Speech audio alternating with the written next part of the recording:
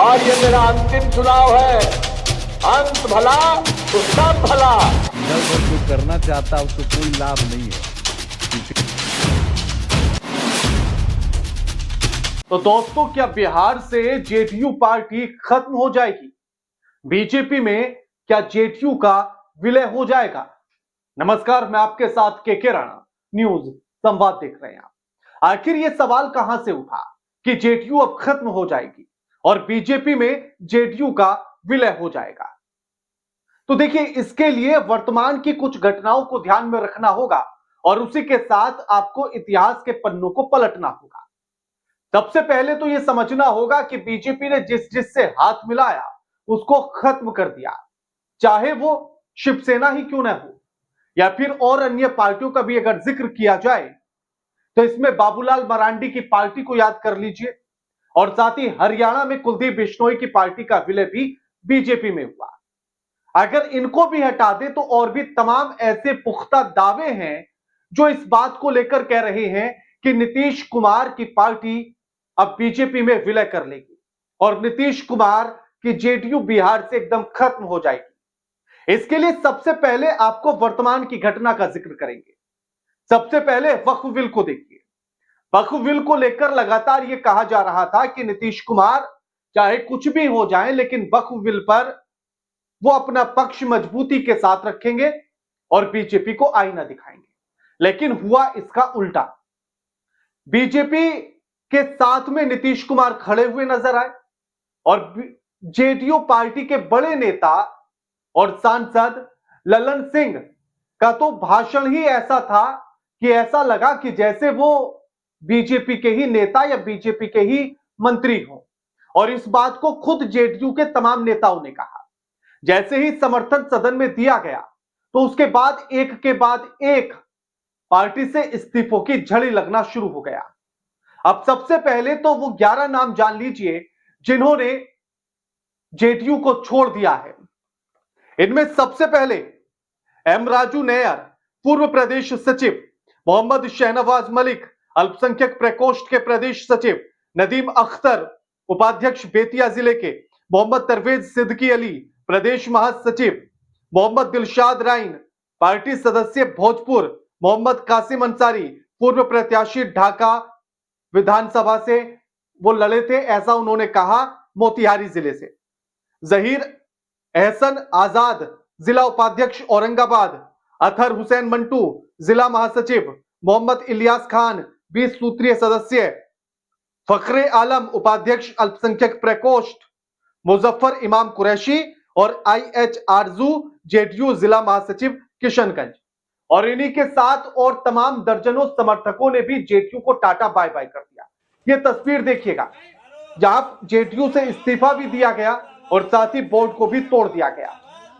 X पर इसको लेकर चर्चा यह है कि जिस तरह यह बोर्ड तोड़ा जा रहा है उसी तरह से नीतीश कुमार की छवि भी खराब हुई है। जेडीयू लगातार यह दावा कर रही है कि नीतीश कुमार की पार्टी अब खत्म हो जाएगी बिहार में और वो बीजेपी में विलय कर लेंगे। इसके कुछ उदाहरण आपको दिखाते हैं। एक तो यह कि लगातार नीतीश कुमार को लेकर यह आरोप लग रहे हैं कि वो स्वस्थ नहीं है, यानी कि वो बीमार हैं, और ऐसा कई कार्यक्रम में देखा गया। राष्ट्रगान के समय वो हंसते हैं, बात करते हुए नजर आते हैं। उसके बाद एक महिला जब सम्मानित होने के लिए चेक लेने आती है तो नीतीश कुमार उसके साथ किस तरह का व्यवहार करते हैं वो तस्वीरों में देखिए। उसको कैसे पकड़ के झंझोड़ते हैं, जिसके बाद वो महिला वो चेक लेने से ही मना कर देती है।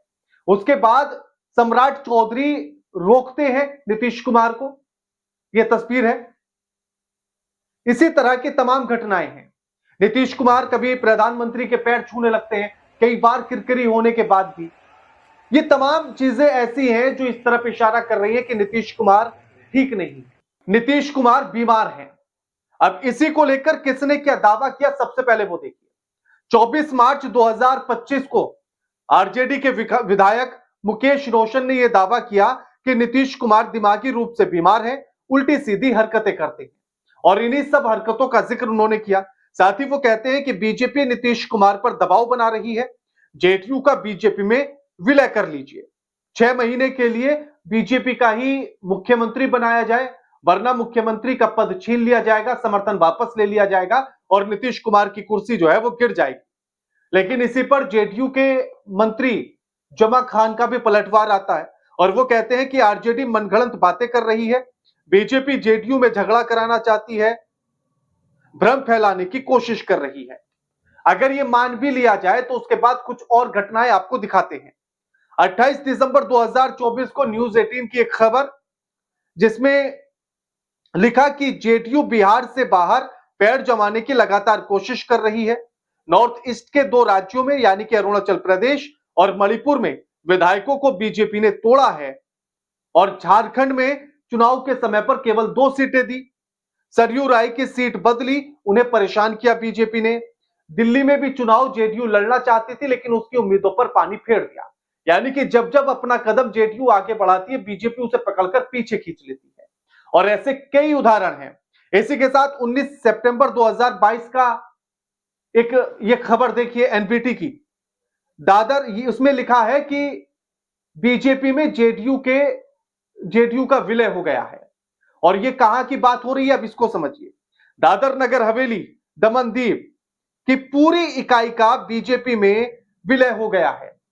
यानी कि दादर नगर हवेली में, दमनदीप में जो जेडीयू की इकाई थी उसका पूरी की पूरी इकाई का विलय हो जाता है। 2022 की खबर है और वो भी जेपी नड्डा जो बीजेपी के राष्ट्रीय अध्यक्ष हैं उनकी मौजूदगी में। ये तस्वीरें हैं उसी समय की जब जेडीयू की पूरी इकाई को बीजेपी में जोड़ लिया गया और इसमें 17 नेता, 16 से 17 नेता हैं जो बीजेपी में शामिल हुए थे उस समय पर और तमाम समर्थक जेडीयू के आए थे। यानी कि दादर नगर हवेली और दमनदीप में जेडीयू का नाम खत्म कर देती है बीजेपी। ऐसा ही अरुणाचल प्रदेश में किया जाता है। अरुणाचल प्रदेश में 7 विधायक जेडीयू के और बीजेपी उनमें से 6 को तोड़कर अपनी पार्टी में शामिल कर लेती है। मणिपुर में 6 विधायक जेडीयू के जिनमें से 5 को तोड़कर बीजेपी अपने खेमे में कर लेती है। अब सोचिए कि साथी के साथ अगर वो ऐसा कर रही थी, भले सी बात 2022 की हो, उस समय पर वो आरजेडी के साथ थे, लेकिन क्या साथ जब दोनों साथ आए तो क्या वापस किए विधायक? क्या उनकी इकाई को वापस किया? नहीं किया गया। यहीं से आप समझिए कि जेडीयू को कमजोर करने की कोशिश चल रही है। इसमें अभी बिहार के समीकरण भी आपको बताएंगे कि उन समीकरण के आधार पर भी किस तरह से नीतीश कुमार और जेडीयू को कमजोर करने की कोशिश की जा रही है। लेकिन इसी के साथ कुछ और चीजों को समझिए। 5 नवंबर 2020 को नीतीश कुमार का एक बयान सामने आता है। तीसरा चरण का चुनाव चल रहा था बिहार विधानसभा का, आखिरी दिन का प्रचार था। पूर्णिया पहुंचे हुए थे नीतीश कुमार और नीतीश कुमार वहां एक भावुक अपील करते हैं और कहते हैं कि यह तो मेरा आखिरी चुनाव है, अंत भला तो सब भला। और जान लीजिए आज चुनाव का आखिरी दिन है, अब परसों चुनाव है और ये मेरा अंतिम चुनाव है, अंत भला तो सब भला।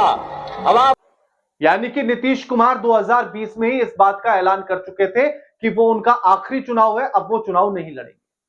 लेकिन अब बीजेपी कह रही है कि हम नीतीश कुमार के नेतृत्व में ही चुनाव लड़ेंगे। तो क्या नीतीश कुमार को मीठी गोली दी जा रही है? क्या नीतीश कुमार अपने ही बयान से पलट जाएंगे? वैसे तो पलटू राम उनको कहते ही है, पलट जाएं तो बड़ी बात नहीं। लेकिन इसी के साथ जो अगली बातें हैं उन पर ध्यान देने की जरूरत है। अब सबसे पहले यह कि जब जिसने नीतीश कुमार की पार्टी को छोड़ा उन्होंने क्या क्या बातें कही। नीतीश कुमार के करीबी है एमएलसी गुलाम गौस, वो कहते हैं कि बीजेपी की सरकार हमेशा मुसलमानों के खिलाफ ही काम करती है। इस बिल के जरिए वक्फ बोर्ड की जमीन को छीनने की कोशिश की जा रही है। वक्फ के पास जो जमीन है उससे मुसलमानों की भलाई के लिए कई कार्यक्रम चलाए जाते हैं, कई स्कूल चलाए जाते हैं जिसमें मुस्लिम समाज के बच्चों को पढ़ाया जाता है, लेकिन बीजेपी उन सबको छीनना चाहती है। इसी तरह से कांग्रेस पार्टी के प्रवक्ता ज्ञान रंजन ने कहा कि बीजेपी भस्मासुर पार्टी है। चिराग पासवान की पार्टी के दो गुटों में उनको बांट दिया। देखिएगा, बीजेपी के साथ ही थी चिराग पासवान की पार्टी, लेकिन एक पार्टी के मुखिया उनके चाचा हो गए और एक में चिराग पासवान। पिछली सरकार में उन्होंने उनके चाचा से समर्थन लिया था और इस बार चिराग पासवान से, यानी कि पार्टी को कमजोर कर दिया है 2 भागों में बांटकर। फिर कहते हैं वो कि कई पार्टियां विलुप्त हो गई हैं। नीतीश कुमार का क्या होने वाला है ये किसी से छिपा नहीं है। इसी पर जो है बीजेपी के प्रवक्ता नीरज कुमार पलटवार करते हैं और वो कहते हैं, जब तेजस्वी का बयान भी इस पर आता है और तेजस्वी यादव कहते हैं कि सीएम अचेत है, नीतीश की फोटो हटाकर मोदी की फोटो लगाई जा रही है। अब अगर सोचिए कि उन्हीं की पार्टी के लोग नीतीश कुमार की फोटो हटाकर प्रधानमंत्री नरेंद्र मोदी की अगर फोटो लगाते हैं तो इसका क्या संदेश जाता है, इसका क्या मतलब है जो तेजस्वी यादव ने कहा। लेकिन इसी को लेकर फिर नीरज कुमार जो बीजेपी के प्रवक्ता है उनका पलटवार आता है और वो कहते हैं कि कांग्रेस तो तेजस्वी को नेता मानने के लिए ही तैयार नहीं है। वहीं जेडीयू के भी प्रवक्ता मनीष यादव का एक बयान आता है, वो कहते हैं कि तेजस्वी सीएम नहीं बनेंगे, कोई वैकेंसी खाली नहीं है। इसको लेकर 2 बार वो उप मुख्यमंत्री भी नीतीश कुमार के रहमो करम पर बने हैं। तेजस्वी राघोपुर से चुनाव नहीं जीत सकते और ना ही कहीं और से जीतेंगे और साथ ही कांग्रेस या अन्य दल, उनके महागठबंधन के दल ही उन्हें नेता मानने के लिए तैयार नहीं है। लेकिन इसी बिल पर बिहार के डिप्टी सीएम विजय सिन्हा का बयान भी सुनना चाहिए। वो क्या कहते हैं, यह पाकिस्तान नहीं है, हिंदुस्तान है, जहां संविधान का शासन चलता है। नरेंद्र मोदी की सरकार में कानून का पालन कंपलसरी है। जो लोग संसद में पास हुए कानून को नहीं मानेंगे वे देशद्रोही हैं। ऐसे लोगों को तुरंत गिरफ्तार करना चाहिए। और वो साथ ही कहते हैं कि जो नहीं मान रहा वो पाकिस्तान चला जाए। इसी पर अब्दुल वारिस सिद्दीकी एमएलसी हैं आरजेडी के, उनका बयान आता है। वे कहते हैं कि मुझे लगता है कि स्वस्थ नीतीश कुमार ये निर्णय नहीं ले सकते हैं। मैं कह सकता हूं कि सीएम के लायक नीतीश कुमार नहीं है। यानी कि उन्होंने वक्फ बिल का समर्थन किया, इससे साफ पता लगता है कि वो स्वस्थ नहीं है। बाकी हाल ही की जो घटनाएं सामने आई उनसे भी पता लगता है कि नीतीश कुमार स्वस्थ नहीं है। तो ये जो तमाम घटनाक्रम है पहले और अब के, इन सबको देखिए। और अभी एक और समीकरण आपको देते हैं बिहार का। बिहार में 243 विधानसभा सीटें, अब उनमें जो मुसलमानों का परसेंटेज है वो है 17.7% मुस्लिम वोट है, जिनमें से 12.9% पसमंदा मुसलमान है। पसमंदा मुसलमान वही है। बिहार में सबसे ज्यादा प्रधानमंत्री नरेंद्र मोदी की सौगाते मोदी की योजना चलाई गई, उसके गिफ्ट भेजे गए ईद के मौके पर, बिहार में सबसे ज्यादा। और पसमानदा मुसलमान 12% से ज्यादा। अब अगर आप नीतीश कुमार का ट्रैक देखेंगे 2009 से लेकर अब तक 2020 तक, चाहे उसमें लोकसभा चुनाव हो या विधानसभा चुनाव हो, तो लगातार मुसलमानों का जो परसेंटेज है वोट देने का वो नीतीश कुमार से हटा है। भले से ही नीतीश कुमार का एक बड़ा वोट बैंक मुस्लिम माना जाता हो, लेकिन उसके बाद भी वो घटा है। पिछले ही चुनाव में नीतीश कुमार की पार्टी को जो मुसलमानों ने वोट दिया था वो 10 से 5% के बीच था, यानी कि 5 से 10% के आसपास मुस्लिम वोट नीतीश कुमार को पिछले चुनाव में मिला। अब ऐसे में नीतीश कुमार का भरोसा भी मुसलमानों से उठ चुका है। वो ये समझ चुके हैं कि मुसलमान का वोट उनको नहीं मिलता है। वो वोट या तो आरजेडी की तरफ शिफ्ट हुआ या महागठबंधन की पार्टियों की तरफ शिफ्ट हुआ है।